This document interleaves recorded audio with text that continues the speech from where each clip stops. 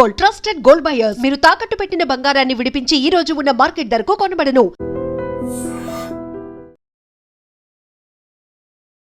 నమస్తే, welcome to I dream talking point with కవిత.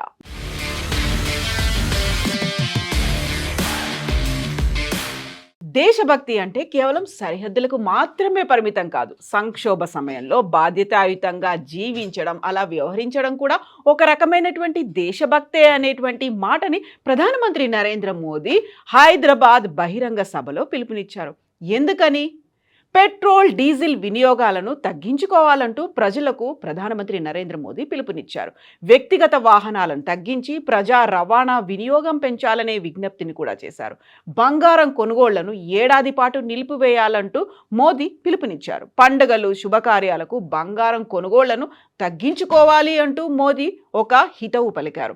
ఎరువుల వినియోగం తగ్గించాలని రైతులకు ప్రధానమంత్రి పిలుపునిచ్చారు. వంట నూనెల వినియోగం తగ్గించాలి అనేటువంటి మాటను కూడా చెప్పారు. విదేశీ వస్తువుల వినియోగం తగ్గించి స్వదేశీ ఉత్పత్తులను ప్రోత్సహించాలనేటువంటి మాటతో పాటుగా విదేశీ పర్యటనలు తగ్గించుకోవడంతో పాటుగా విదేశీ డెస్టినేషన్ మ్యారేజ్లను తగ్గించుకోవాలంటూ మధ్యతరగతి ప్రజలు దుబారా ఖర్చులు తగ్గించుకోవాలనేటువంటి మాటని మోదీ విజ్ఞప్తి రూపంలో చేశారు. యాక్చువల్గా ఈ మాటల్ని 9 రకాలుగా ఉన్నటువంటి ఈ దుబారా ఖర్చులను తగ్గించుకోవడంతో పాటుగా మనం అనుసరించాల్సినటువంటి పద్ధతుల గురించి ఇప్పుడెందుకు హైదరాబాద్ వేదికగా చెప్పారు. Is he giving any indication అనేటువంటి మాట అనాలిసిస్లు, చర్చలు ఇప్పుడు వినిపిస్తున్నాయి. ఇరాన్ వివాదం కారణంగా హర్ముజ్ జలసంధి మార్గంలో రవాణా నిలిచిపోయింది. దీంతో అంతర్జాతీయంగా ముడి చమురు ధరలు ఆకాశాన్ని తాకాయి. ప్రధానమంత్రి నరేంద్ర మోదీ ఈ పరిస్థితి మీద ఆందోళన వ్యక్తం చేశారు. ఈ సంక్షోభం భారత్పై చూపే ప్రభావాన్ని తగ్గించేందుకు ప్రతి పౌరుడు ప్రభుత్వానికి సహకరించాలని కోరారు. ఈ సందర్భంగా ప్రధానమంత్రి నరేంద్ర మోదీ కీలకమైనటువంటి విజ్ఞప్తులు చేశాడు.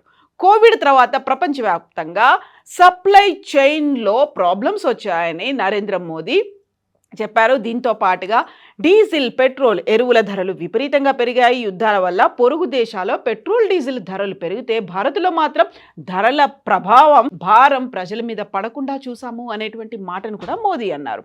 అయితే వికసిత్ భారత్ అంటూ దేశాభివృద్ధిపై ఇప్పటిదాకా ఊదరగొట్టినటువంటి ప్రధానమంత్రి నరేంద్ర మోదీ ఇప్పుడు ఉన్న ఫలంగా చేతులెత్తేశారా అనేటువంటి అనాలిసిస్లు కూడా ఉన్నాయి. దేశం చాలా క్లిష్ట పరిస్థితుల్లో ఉన్నటువంటి ఈ దశలు సంకటంలో, సంక్షోభంలో కూరుకుపోతోంది అనేటువంటి సంకేతాలని ప్రధానమంత్రి నరేంద్ర మోదీ ఎందుకు ఇచ్చారు? నిజంగానే పెట్రోల్, డీజిల్ క్రైసిస్ భారతదేశంలో ఏమైనా ఉండబోతోందా?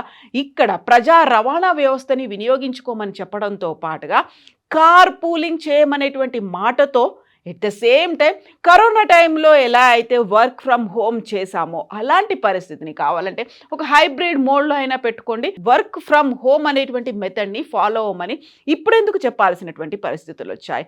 మన దగ్గర పెట్రోల్, డీజిల్ నిల్వలు తగ్గిపోతున్నాయా? రష్యా నుంచి కావచ్చు, లేకపోతే ఇరాన్ కూడా మనకు ఒక ఫ్రీ ప్యాసేజ్ అనేది ఉంటుంది అని చెప్పిన తర్వాత అంతర్జాతీయంగా విపరీతమైనటువంటి ఎఫెక్ట్ ఉంది, సంక్షోభం ఉంది అన్నప్పుడు మన మీద ఎందుకని ఇప్పుడు సడన్గా ప్రధానమంత్రి నరేంద్ర మోదీ హింట్లు ఇస్తున్నారు? ఇండైరెక్ట్గా ఏమైనా సంకేతాలు, సందేశాలని ఇవ్వబోతున్నారా? లేకపోతే ఆల్ ఆఫ్ సడన్గా పెట్రోల్, డీజిల్ ధరల్ని పెంచబోతున్నారా?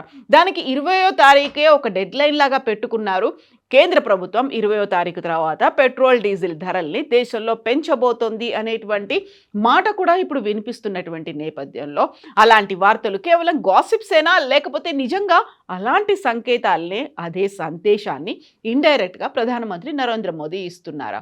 ఒక రకంగా అయితే ఫర్టిలైజర్స్ని తగ్గించుకోమని, ఆర్గానిక్ వైపు పంటల్ని పండించమంటూ రైతులకు చెప్తూనే మన దగ్గర ఆయిల్ దిగుమతులకు సంబంధించి వాటి మీద కూడా ఇండైరెక్ట్గా మెసేజ్ ఇస్తూనే ఆయిల్ని కూడా మన వంటల్లో తగ్గించుకుంటే అటు దేశానికి, మన దేహానికి కూడా మంచిది అనేటువంటి ఒక మాటను చెప్పడంతో పాటుగా బంగారం కొనుగోళ్లను కూడా సంవత్సరం పాటు వాయిదా వేసుకోమనడం, విదేశాలకి సంబంధించి అక్కడ బ్రాండెడ్ లగ్జరియస్ బ్రాండ్స్కి సంబంధించి కొనుగోళ్లను కూడా దాని మీద డిపెండ్ అవ్వద్దు, అలాగే విదేశీ ప్రయాణాలను కూడా సంవత్సరం పాటు వాయిదా వేసుకోమనని ఇవన్నీ చెప్పడం వెనకాల నిజంగా భారతదేశం ఆర్థిక సంక్షోభంలోనే ఉండిపోతోందా, లేకుంటే వాటికి సంబంధించే ప్రధానమంత్రి నరేంద్ర మోదీ ముందుగానే హెచ్చరికలు జారీ చేస్తున్నారా?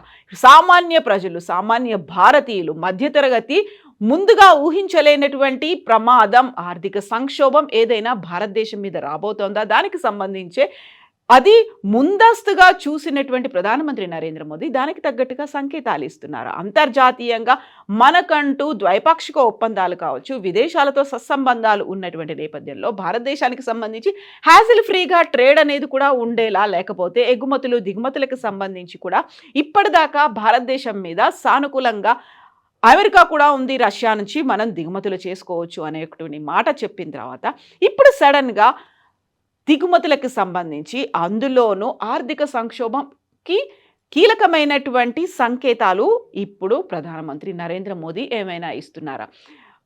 వినిపిస్తున్నటువంటి ఊహాగానాల్ని బేస్ చేసుకుంటే మే నెల 20వ తారీఖు తర్వాత సడన్గా పెట్రోల్ డీజిల్ ధరలు పెరిగిపోతాయి అనేటువంటి మాట కూడా ఉంది. కాబట్టి దానికి ముందుగా మనల్ని మనం ప్రిపేర్ చేసుకోవాల్సినటువంటి అవసరం ఉంది అనేటువంటి మాట. దేశభక్తి అంటే సరిహద్దుల్లో పోరాడడం కాదు, దేశభక్తి అంటే ప్రాణాలు ఇవ్వడం మాత్రమే కాదు, మనంతరం మనంగా కొంచెం పొదుపు పాటిస్తే, ఒకవేళ మనం ప్రొడ్యూస్ చేయకపోయినప్పటికీ దుబారా ఖర్చుల్ని కనుక తగ్గించుకున్నట్టయితే అదే మనం ఉత్పత్తి చేసినట్టు అవుతుంది అనేది గతంలో విద్యుత్కి సంబంధించి ఒక క్యాంపెయిన్ నడిచేది.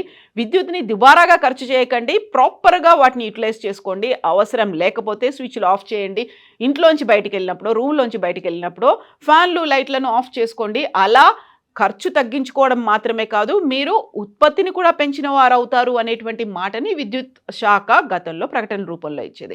ఇప్పుడు అది దేశభక్తికి కూడా లింక్ చేసి మనల్ని ఆర్థిక సంక్షోభంలోంచి బయటపడేటువంటి ప్రయత్నం చేస్తున్నారా, లేకుంటే ఆత్మనిర్భర్ భారత్తో పాటుగా మేక్ ఇన్ ఇండియా కాన్సెప్ట్ అనేది భారతదేశంలో తయారయ్యేటువంటి లోకల్ ఫర్ గ్లోబల్ అనేటువంటి మాటని, వీటన్నిటిని ఇండైరెక్ట్గా చెప్పడం మాత్రమే కాదు, ఇప్పుడు సంక్షోభం గురించి మనల్ని కూడా మెంటల్గా ప్రిపేర్ చేస్తున్నారా? మీరేమనుకుంటున్నారో కామెంట్స్ రూపంలో తెలియజేయండి.